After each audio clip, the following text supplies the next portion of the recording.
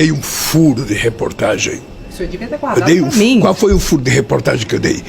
É que quando alguns companheiros, entre aspas, falaram na imprensa que o dólar tinha subido por causa da minha entrevista, aí eu fico sabendo que o dólar subiu 15 minutos antes de começar a minha entrevista. Fake news? Hein? Foi fake news? Lógico. Não. O que o dólar subiu, mas que não foi por causa da entrevista. É porque você tem uma parte, isso é importante dizer, você tem uma parte de pessoas que querem viver de especulação. Tem gente apostando no dólar para enfraquecer o real. Tem gente querendo diadeiro. Já aconteceu isso. Na crise de 2008, 2009, você está lembrado da crise dos derivativos. Ou seja, eram empresários que estavam apostando no dólar, sabe, e resolveram comprar dólar achando que ia se valorizar, e o dólar caiu e muita gente perdeu. Teve empresa que perdeu 10 bilhões, teve empresa que perdeu 4 bilhões.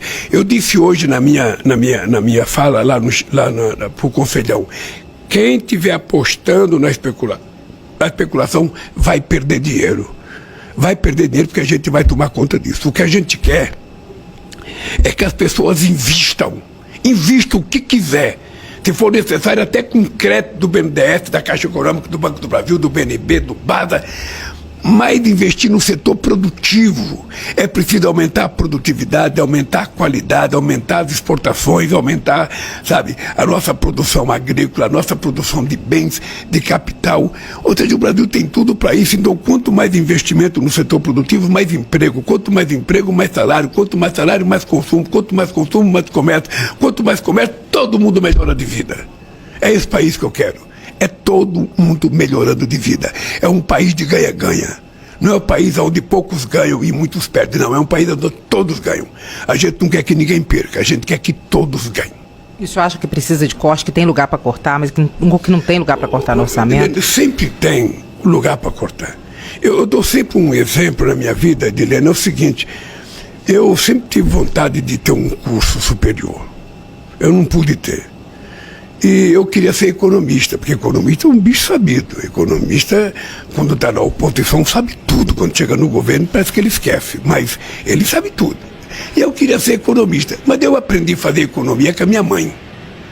A minha mãe é analfabeta. Ela pegava o envelope de pagamento dos 8 filhos, tirava o dinheiro de dentro, colocava na mesa e falava: isso aqui é para pagar a padaria, isso aqui é para pagar a bodega, isso aqui é para o transporte, isso aqui é para isso, é para aquilo. Se sobrasse, ela falava: isso aqui é para você se divertir. Nunca sobrava. Então, no governo é a mesma coisa. Eu quero governar assim, veja, por mais que a gente queira fazer política social, por mais que a gente queira fazer benefício, você não pode jogar dinheiro fora. Então, só vai receber o benefício quem tem direito. Então, você acha que pode haver algum corte na área social ou não? Se tiver coisa, nós estamos fazendo um estudo profundo. Estamos fazendo um estudo em todos os ministérios, em todos os investimentos. Nós estamos fazendo uma operação Pitfine para saber se tem coisas que você pode parar de fazer. Se você está gastando erradamente, você não pode gastar dinheiro errado. Benefício social indevido, por exemplo, quem estiver recebendo corta. Deixa eu falar, não me fale para mexer em benefício. Benefício, se o pobre tiver direito, ele não vai perder o benefício. É importante que a gente tenha. Fazer ajuste em cima dos pobres não vale na minha vida. Não vale. Nós temos que fazer ajuda. Esse país tem muito subsídio, esse país tem muita desoneração, esse país, sabe, tem gente que pede 5 bilhões de desoneração, 10 bilhões. Ou seja, como é que eu vou mexer no salário mínimo? Ah, mas o Lula está aumentando o salário mínimo. O mínimo é o mínimo, Dileno. O mínimo é o mínimo, o mínimo. Ou seja, não pode ter nada menor do que o mínimo. Como é que eu vou cortar? O que é que nós estamos dando? Nós estamos dando, sabe, a reposição inflacionária, que é a obrigação a ter para manter o poder aquisitivo, e estamos dando a média do crescimento do PIB dos últimos 2 anos. Se o PIB cresceu 6%, você dá 6% do PIB. O crescimento do PIB é isso, é para você distribuir. Antigamente, o crescimento do PIB era só para alguns. Agora a gente quer que seja para todos. E é isso que é a novidade que nós estamos fazendo. Por isso, eu só posso te dizer o seguinte: se houver gente que não tem direito recebendo, será cortado. Mas todos os pobres vão continuar com seus programas sociais, porque se o Estado não cuidar dessa gente, essa gente morre de penúria e morre de fome. Por causa desses ânimos intensos do mercado, existe alguma possibilidade de o senhor antecipar a indicação do presidente do Banco Central para o mês de agosto? E o Gabriel Galípolo é de fato um favorito do senhor? É um nome que o senhor cota em primeira linha? É que quando você fala no mercado, eu fico pensando de que mercado a Edilene está falando. Você está falando do sistema financeiro? Também. Você está falando dos empresários? Também. Você está falando dos varejistas? Também. Mas você está falando do povo, que é o grande mercado desse país? Porque o grande mercado é o povo brasileiro, são 203 milhões participando do mercado, que se essas pessoas tiverem o mínimo de poder de compra, tem uma revolução econômica nesse país, Edilene. Considerando então o sentimento dessa primeira parte do mercado que o senhor falou, o senhor vê a possibilidade de antecipar a indicação do presidente do Banco Central? Não, veja, eu tenho que indicar o presidente do Banco Central, obviamente que eu não tenho pressa. O cidadão que está lá tem mandato até dezembro, então eu não tenho pressa. Eu acho que ele enveredou por um caminho equivocado. Ele enveredou por um caminho equivocado. Não é esse o papel do Banco Central. Eu falo isso porque eu fui presidente 8 anos, eu tive um presidente do Banco Central 8 anos. E equivocado principalmente por quê? Não, veja, o que eu acho é o seguinte, eu vou indicar uma pessoa que primeiro entenda muito de política monetária. Segundo, que seja uma pessoa que goste do Brasil, que tenha compromisso com o Brasil, que tenha compromisso com o povo brasileiro. E o cargo é tão responsável que não dá para o cara fazer bobagem. O cara não pode cometer erro. Só comete erro se ele quiser. Ele só tem que ser sério. Nós temos uma meta inflacionária, 3%. Tá? Eu já tive média de 4,5%, com uma banda 2 para mais e 2 para menos. Agora é 1,5 para mais e 1,5 para menos. Ora, o que nós queremos é chegar naquela banda. Os juros é apenas um instrumento para você baixar a inflação.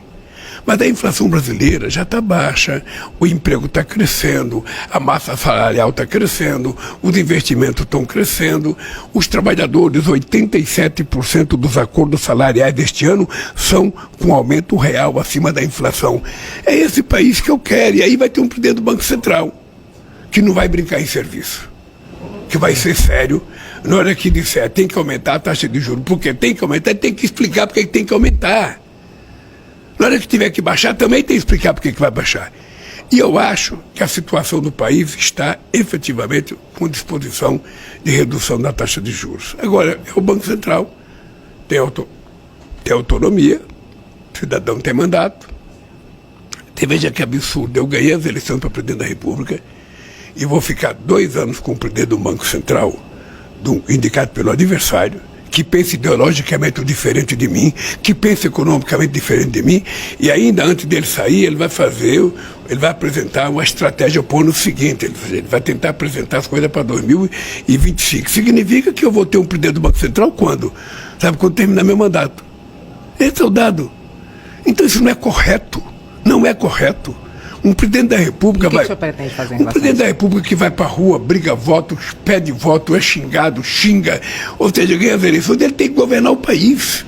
E o que o senhor pretende fazer em relação a isso? Eu pretendo indicar um cara do Banco Central que seja digno. Sabe? Pretende antecipar a indicação ou não? Não. Pretende antecipar a indicação ou não?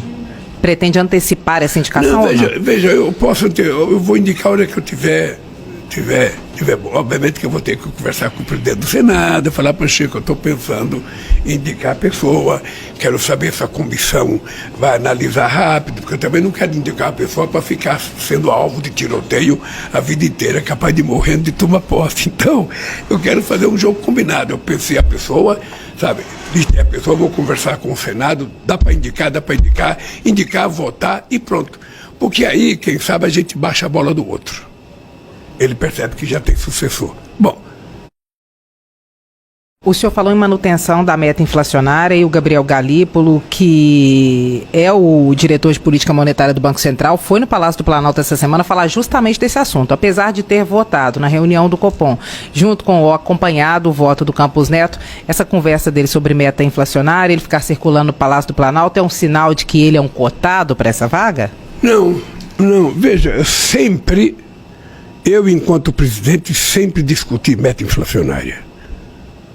Por quê? Porque eu tenho uma preocupação, quando você estabelece uma meta inflacionária, você tem que estabelecer também, se não, sabe, definitivamente, você tem que ter na sua cabeça uma meta de crescimento para o país poder crescer.